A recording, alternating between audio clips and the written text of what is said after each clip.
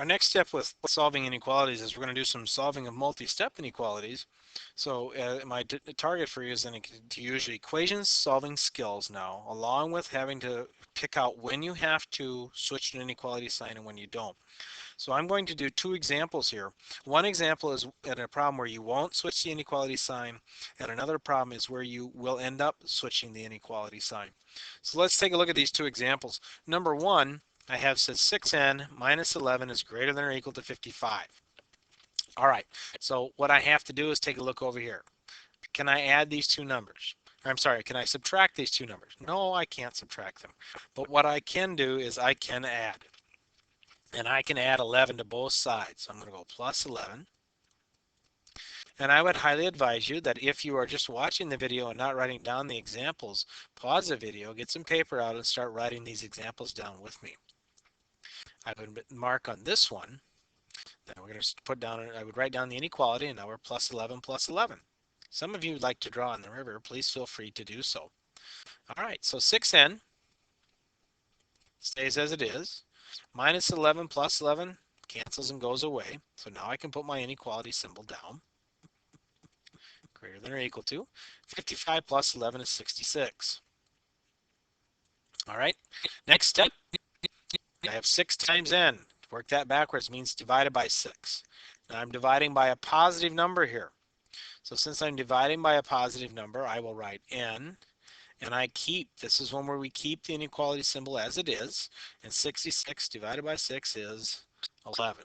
So at this point, now I am done with my inequality. N is greater than or equal to 11. Don't have any further to go. Now let's look at the second example. Take a moment to write down the second example and then work the example with me. So this one is negative 2/3 n plus 7 is less than negative 2. All right, I know some of you don't always like the fractions and like to get rid of them. Let me give you a piece of advice here. Move this plus 7 first. Move the plus 7 first, then we'll deal with the fraction. We'll just all we'll have to do at the start is just copy the fraction anyway. So if we're going to have a plus 7 here and move it, let's go minus 7. Gives us less to keep track of, less to work with. All right, so minus 7. There's nothing here, so I'm going to copy down negative 2/3 n. Then I have plus 7 minus 7, less than, keep that sign, I haven't done anything, I haven't done any multiplying or dividing, I'm just subtracting 7, negative 2 minus 7. So same, change, change. So negative 2 plus negative 7, negative 9. So I have negative 2/3 times some number is going to be less than negative 9. All right, now let's get rid of the fraction. Since there's a negative out here, I'm going to multiply both sides, and I want to get rid of that negative at the same time. So I'm going to multiply by negative 3. This will get rid of the fraction on the left side, and it's going to get rid of the negative sign on that left side. And now I'm going to multiply the right side by negative 3. So on the left side, negative 3. Since I'm multiplying it, this negative 3 and the negative here, they cancel, they go away. And it leaves a positive 2n. Now since I am multiplying by a negative, as from the previous lesson, since I multiplied by a negative, now I will flip the inequality. And I say 2n is greater than, and I have to do negative 9 times negative 3, that's positive 27. To finish my problem off, I have 2n, so I'm going to divide by 2. And divide by 2, and since I'm dividing by a positive number, I will keep the inequality symbol as it is, and I will write n, and 27 divided by 2, you can certainly leave that as 27/2. That would be fine to leave that as an improper fraction. You also might look at that and try and use that on your calculator, and if you do the divide on your calculator, you would probably see this. It will give you 13.5, and either answer is just fine.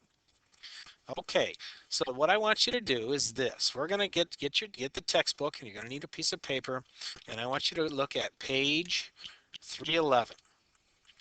And here's what you need to do. 1, find 3 problems where you will not switch the inequality symbol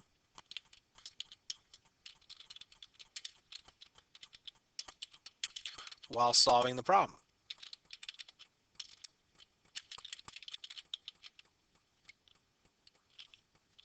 2, find 3 problems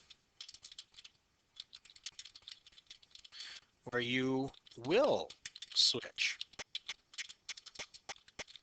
the inequality symbol while working.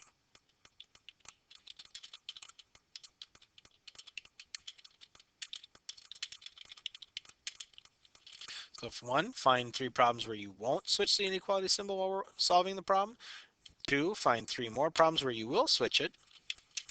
3, solve the 6 inequality problems you have selected. So from page 311, and what you're going to look at, I apologize, is from numbers 10 through 19. So from problems 10 through 19, find 3 where you know you're not going to switch the inequality symbol, 3 where you will switch it, and then solve those 6 problems that you've identified.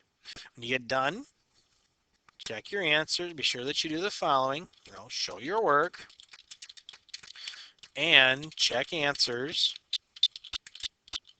using my textbook